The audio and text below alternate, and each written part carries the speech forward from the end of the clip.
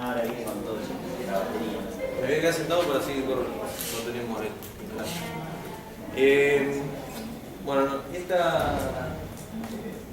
quisimos representar tener un punto de acceso único para los recursos que tenemos en la biblioteca, dispuestos en diferentes repositorios o lugares, o como quieran llamarlo. La presentación la hicimos junto con Fernando, estuvimos trabajando, más que nada, no voy a seguir con la presentación, sino... Bueno, pero el que maneja bien Prezi es Prezi, el software que usa. Acá está el temario de lo que vamos a ver en esta presentación. Vamos a introducirlos en realmente lo que tenemos y cómo lo pudimos extraer y juntar. Tenemos más recursos, pero en este caso vimos estos tres. El catálogo de acceso público, donde tenemos nuestro catálogo de libros y nuestro material que no tiene acceso full text, sino la base de datos de los libros. Tenemos una biblioteca digital académica, bueno, ahora vamos a explicar todo eso, donde ahí tenemos algunas publicaciones periódicas con tecnología, usando la tecnología Cielo, y las tesis de posgrado utilizando un software que se llama Telo. Después vamos a desarrollar un poquito lo que es un catálogo de próxima generación, qué software hay disponible, una introducción de lo que es, esto, más que nada esto lo damos como introducción para que alguien, si alguien no sabe, pero bueno, nosotros no somos expertos en las características de los catálogos, eso ya más para los bibliotecarios, pero justo elegimos al Viewfind, que es un catálogo de próxima generación, para juntar todos los recursos que disponíamos para hacer un punto de acceso único. Si vamos acá, los recursos, los vamos a explicar un poquito, los recursos que nosotros teníamos. Tenemos el OPAC, donde nos da todos los registros de nuestros libros. Esta es la ventana del OPAC en nuestra biblioteca. Ahí nos dice que tenemos 72.900 registros. Tiene búsqueda por autor, por tema, búsquedas por índices. Es el OPAC-MAR desarrollado por Fernando Gómez en Bahía Blanca. Este es el registro, presenta el registro, y acá tiene la conexión con el sistema de préstamo. Ahí en el ver disponibilidad tiene la conexión con el sistema de préstamo y da si el libro está disponible o no disponible online. Las características de este software, se maneja con base de datos ISIS, no tiene servicio OIPMH para la extracción de los datos y tiene aproximadamente 72.000 registros con 110.000 ejemplares. Luego tenemos la biblioteca digital académica, que es, les muestro después está lo que es. Sí, es el portal de revistas de ciencias sociales de la universidad. Ahí es donde trabaja Natalia en el procesamiento de las revistas. Hay 9 revistas actualmente. Esa es la interfaz, la página inicial, que la verdad muy parecida a los sitios de Cielo, porque usamos la misma tecnología y la misma forma de procesar. Esa es la interfaz de búsqueda que tiene. Esas son las características de este portal. Bueno, ahí están los nombres de los títulos de las revistas y cuántos números tenemos de cada una. Y abajo del todo pueden ver que, dice software Cielo, también base de datos ISIS, pero en este caso nos provee el servicio de OIPMH con metadatos Dublin Core. Acá ya tenemos una web. Después tenemos las tesis de posgrado, que esta es la interfaz de búsqueda. Si ven y están observando, son 3 interfaces de búsqueda distintas, donde el usuario tiene que aprender cada una con sus características y funcionalidades que tiene una, que no tiene la otra, las espera en uno y no las encuentra, entonces es medio a veces tedioso para el usuario. Disculpame, Víctor dijo que iban a migrar a esta plataforma. Sí. Bien. No dijiste que lo iban a actualizar. No, actualizar. Lo que se refiere a tesis de posgrado, el TED, a DeepSpace 3.1. Y lo que es revistas, es decir, lo que es la biblioteca digital, vamos este año a actualizar a una nueva versión de la misma plataforma. Pero este cambio de DeepSpace, sí. Bueno, esto es la presentación de los resultados. Y bueno, este es el software TEDE desarrollado por el IBI. Tenemos 289 tesis y también dispone del servicio de BioIPMA. No sé dónde nos vamos ahora. Bueno, en realidad, bueno, hacemos un repaso de estos temas, es decir, bueno, ¿alguien sabe lo que es un catálogo de próximos? No, sabe. ¿Alguien no sabe qué es lo que es próxima generación? Vos explica. Yo ¿Sí? le dije, Sí, yo le dije que principalmente un No, porque el tema es que nosotros nos metemos en una... sabemos que es algo nuevo, entonces bueno. No, es algo donde están atacando, están mirando, ¿no? A ver qué decimos de nosotros. No es un tema nuestro.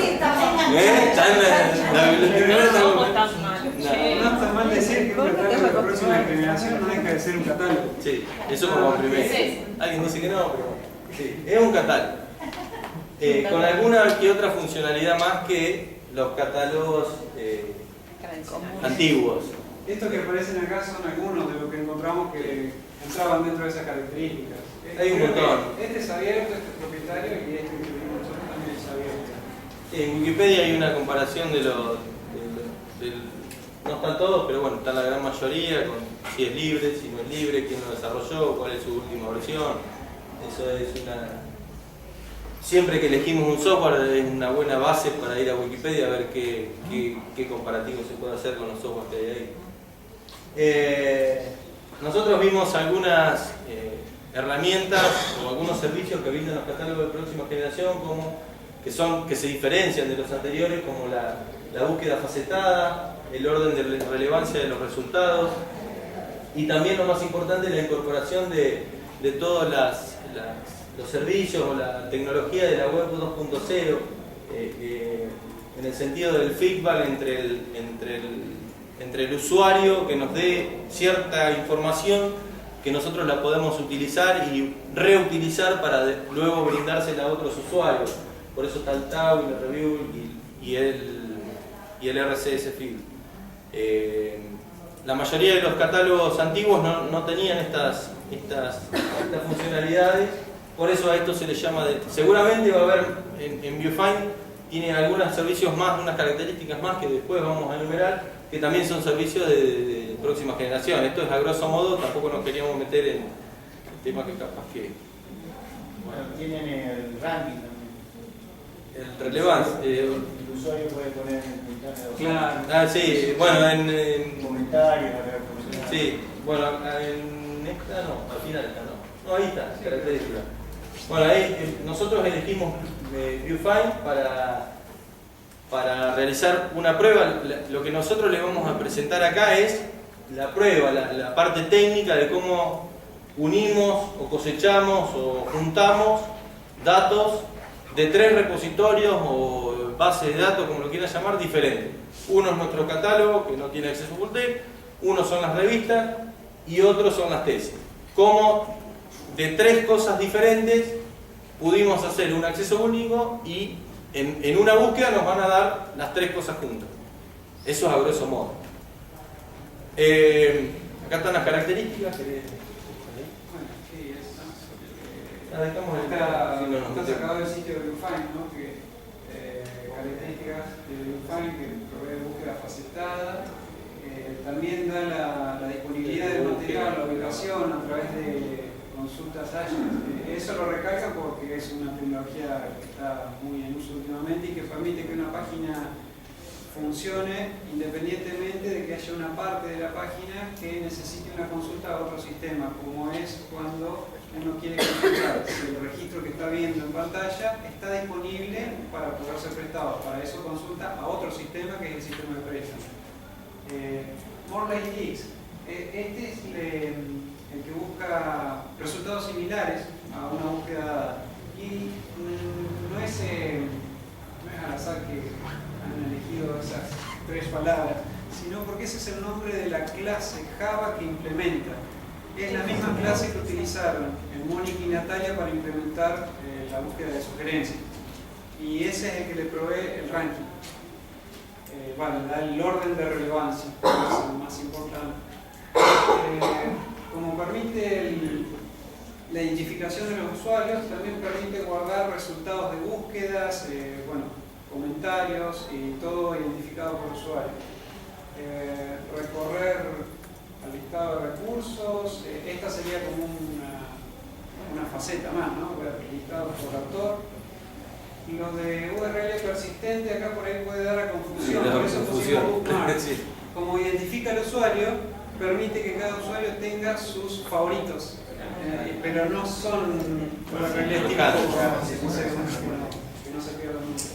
Es compatible con Zotero porque permite exportar las referencias, está disponible en distintos idiomas y tiene interfaz de aplicación, bueno, las APIs, con otros sistemas para OAI, Solar, que es la tecnología que se utiliza para generar índices, y OpenSearch, que te permitía exportar los resultados de una búsqueda a otro sistema. Entonces, desde otro sistema se podía consultar a Bluefine para que Bluefine le devuelva. Es, digamos, una herramienta de interoperabilidad. No se usa directamente, sino que entre sistemas. Esa como características del Viewfile en su sitio, que da como características principal. Y acá ya nos vamos acá. Sí. Bueno, no, nosotros ahora, como habíamos visto que había un break, entonces le damos lugar al break y después mostramos cómo lo habíamos instalado, cómo lo configuramos, no sé. Esta era como la parte final. Todavía no. Nosotros tenemos una... No, porque venían 4:30. Siguen un poco. Ah, sí. Sí. No, porque si no decían así. Era como el momento. Por eso. No, sigan. Acá está la... Nosotros ahora le vamos a mostrar bueno, cómo fue la instalación, pero muy a grandes rasgos porque está bastante detallada en el sitio de Bluefine. Nosotros armamos una máquina virtual para quien lo quiera probar. Es un CentOS, la distribución Linux CentOS, y tiene instalado un Bluefine. Lo único que necesita es darle arranque a Bluefine y bueno, si la usan en su máquina debería funcionar. Ya estoy copiando, son 100...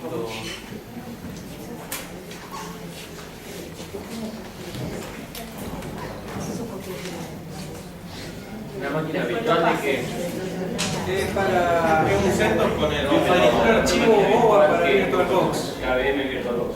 Sí.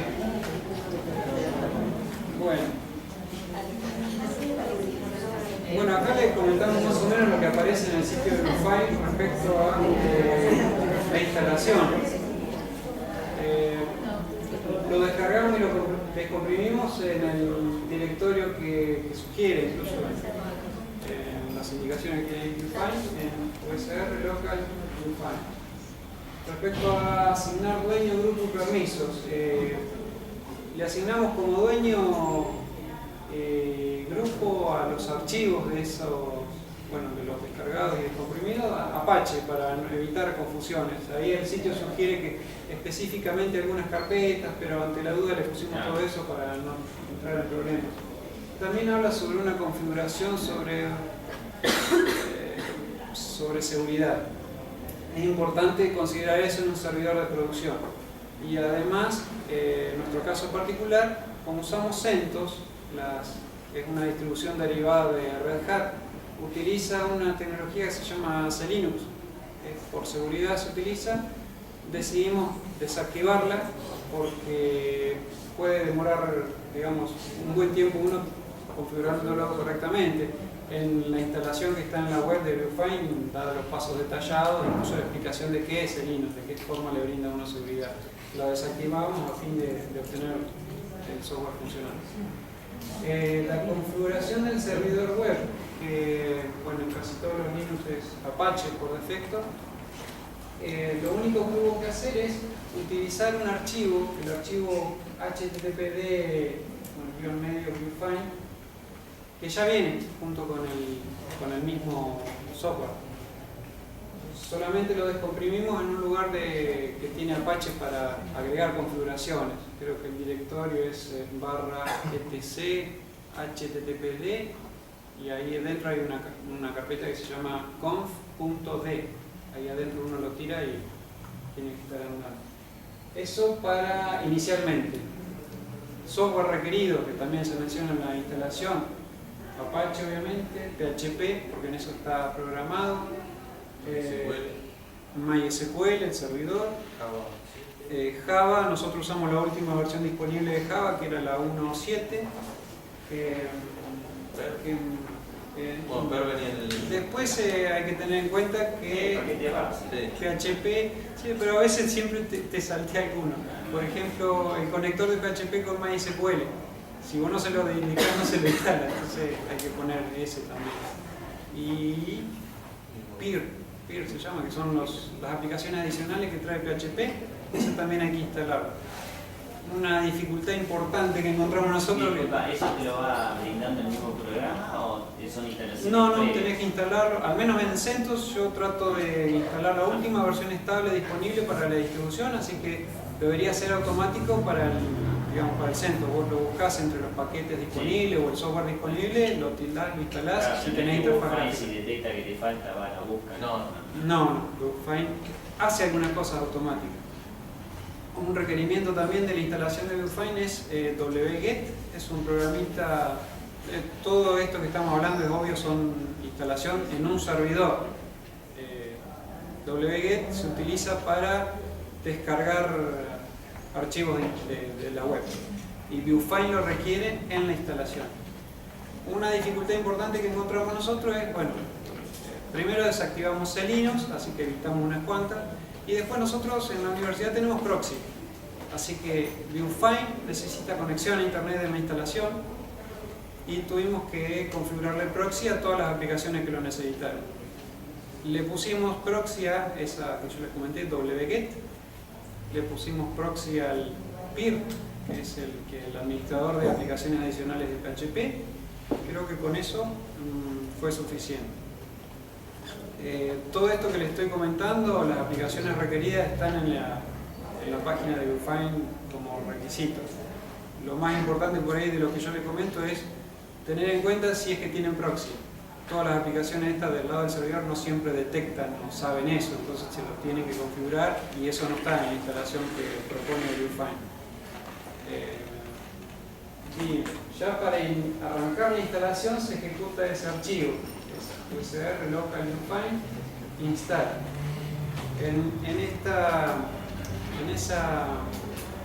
Ejecutando esa aplicación, bueno, arranca la instalación pidiéndole todos esos datos: nombre de la base de datos y el usuario que se va a usar para acceder a la base de datos. En el pendrive que pasó Ricardo, en la máquina virtual está todo instalado con el nombre Viewfind, el nombre de la base de datos de Viewfind, el usuario y la contraseña Viewfind. Bueno, la contraseña de usuario, el host en el que se instala es el mismo que necesitarían indicarle para una PC de escritorio ustedes o en un servidor. Siempre se pone localhost porque la idea es que el mismo software Viewfind acceda a la base de datos que tiene ahí mismo. Y por último pide un usuario y la contraseña que tenga privilegios para lo de arriba, ¿no? Crear una base de datos para Viewfind, asignarle permisos, todo eso. Luego de entregar esos datos empieza la ejecución de la instalación con la descarga de muchos paquetes adicionales para PHP. Y uno de los últimos paquetes que se descarga es Smarty. Es como un framework para PHP. Es para ese paquetito que se necesita la aplicación esa wget. Yo hace poco lo instalé y me decía que no había podido terminar la instalación correctamente, pero en realidad era que le faltaba wget para poder descargarse eso y terminar de instalar. Y no siempre le dice el mensaje de error, no, instalación fallida, era que no había podido descargar ahí. Una vez hecho eso, ya está, digamos, creada la base de datos, están todos los archivos requeridos, las aplicaciones requeridas, y ahí es donde hay que revisar las variables de entorno. ViewFind.home es una variable de entorno que debe apuntar al lugar donde instalamos ViewFind. Eso está indicado en la instalación. Obviamente nosotros usamos la instalación que proponía en el sitio. Si eligen otra ahí lo tendría que cambiar. Y Java Home es el lugar donde queda instalado la carpeta que contiene los binarios de Java. No directamente donde está Java en el sistema, sino en la carpeta que lo contiene. De todas maneras, cuando uno quiere hacer andar ViewFind le avisa si encontró o no encontró la carpeta Java, y bueno, si está mal indicada te aparece el cartel que no lo encontró y hay que volver a configurar. Eso se indican como variables de entorno del sistema. Después, todavía queda alguna tarea más antes de arrancar ViewFind, que es la configuración de ViewFind propiamente dicha, es como son la URL con la que se lo accede. En el pendrive que le pasó a Ricardo, la URL era localhost porque es la máquina actual, digamos. El título que va a tener el portal, la zona horaria, la habilitación o no para una parte administrativa que tiene ViewFind y la indicación de proxy. Inicialmente no le habíamos puesto proxy, pero después vimos que era necesario porque no sé si se descargaba algunos gráficos ViewFind de libros o algunos dibujitos y le habilitamos el proxy y no tiró ningún error, así que hasta ahí es todo lo que se necesita, porque lo que viene después es solo iniciarlo, que es ubicarse en el directorio en donde lo instalaron, cd usr local ViewFind, y después ejecutar el comando viewfind.sh start. Con eso arranca ViewFind y bueno, con eso ya pueden acceder a la página inicial. En la máquina virtual está habilitado el usuario que tienen para entrar a ejecutar sudo, o si no directamente ejecutan su y ya son el usuario administrador del sistema en la máquina virtual. Y pueden ejecutar ese comando. Bien.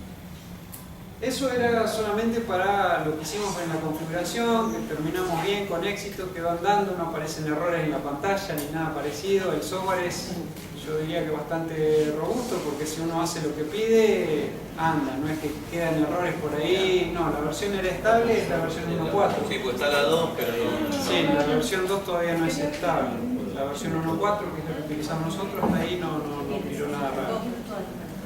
Había en la configuración también la posibilidad de agregarle la interfaz al sistema de préstamos, pero bueno, requiere implementar algunos servicios que, bueno, en ese momento no quisimos meternos en eso todavía.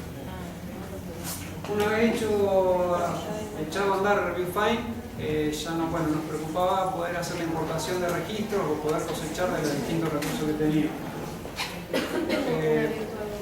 En esto está involucrado un archivo que es con una extensión .properties. Está dentro de los archivos que vienen para distribuir con ViewFind. Y es más de uno. En general estos archivos .properties lo queríamos distinguir aparte porque contiene el nombre de un archivo XSLT. Eso está dentro de ese archivo, que es el que se va a usar. El XSLT es un archivo en formato XML, el archivo XSLT es un archivo en formato XML que contiene las transformaciones o la estructura con la cual se debería ver o tomar el registro que se está cosechando o importando. El archivo properties también contiene el nombre de funciones y de clases PHP que se utilizan para hacer precisamente esa transformación o disposición de los datos que se importan o cosechan. Y también ahí se pueden agregar valores personalizados, porque va a haber un archivo property por cada recurso que uno quiera importar o cosechar. Y esos valores personalizados pueden ser, por ejemplo, el nombre de la institución que se está cosechando, no sé, prefijos que le identifiquen o algunos otros más que provean ese archivo. Eso con respecto al archivo .property que se utiliza en cada una de las cosechas e importaciones. En esto por ahí le va a poder hablar un poquito más en detalle a Ricardo. Lo primero que empezamos a hacer fue ver si podíamos tomar la base que está en el catálogo de libros y meterla en Viewfinder.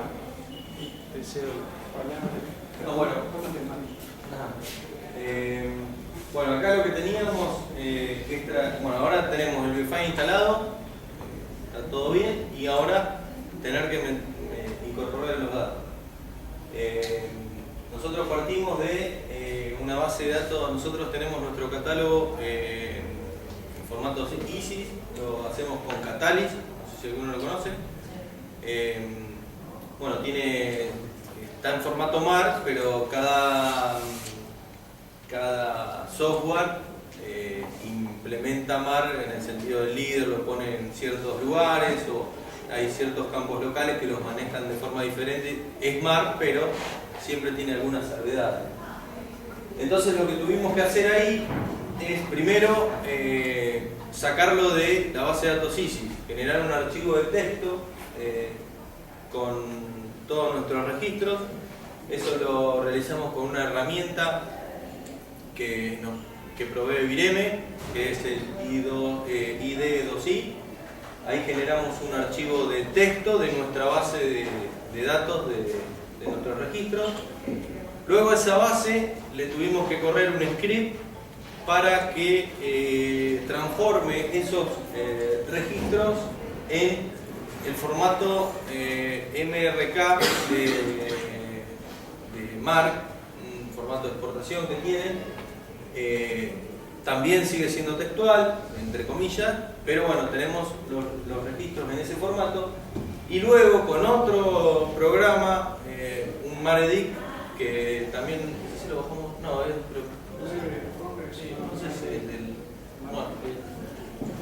no estoy seguro si es de la library el software, es un software que corre en Windows, que con ese programita le ingresamos nuestra base en formato MRK y nos la transformó en un ISO 2709. Ahí ya con los registros en formato ISO 2709 ejecutamos el script para cargar en el Viewfinder. Tuvimos que hacer 3 pasos antes para preparar nuestros registros para ingresarlo al Viewfinder. ¿Quieren que se los repita?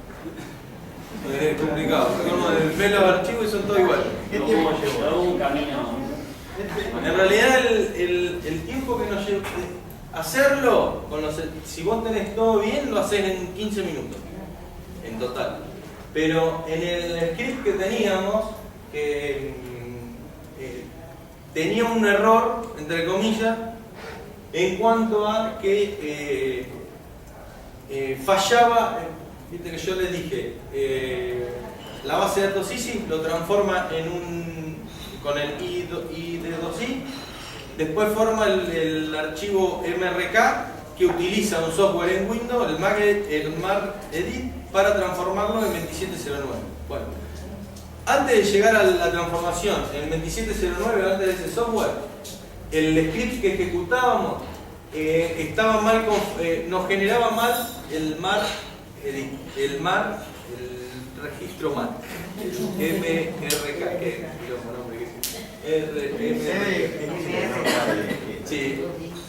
No, de K. Sí, K. Sí, que entiendo.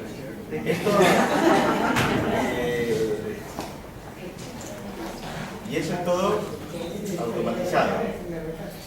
Sí, eso. Sí, se puede automatizar. Cuando te anda todo, es decir, nosotros probamos porque no teníamos idea, fuimos probando, ahora ya tenemos todos los scripts y podemos ejecutarlo. Es decir, bueno, la única parte es Pero eso fue necesario porque el File importa directamente los archivos en formato ISO 2709. Ah, ¿por qué fue esto? Lo tuvimos que entrar a Viewfile por ese, porque el Catalyst o el OPAC no trae servicio de OAI-PMH, entonces lo tuvimos que sacar por otro lado, a los registros.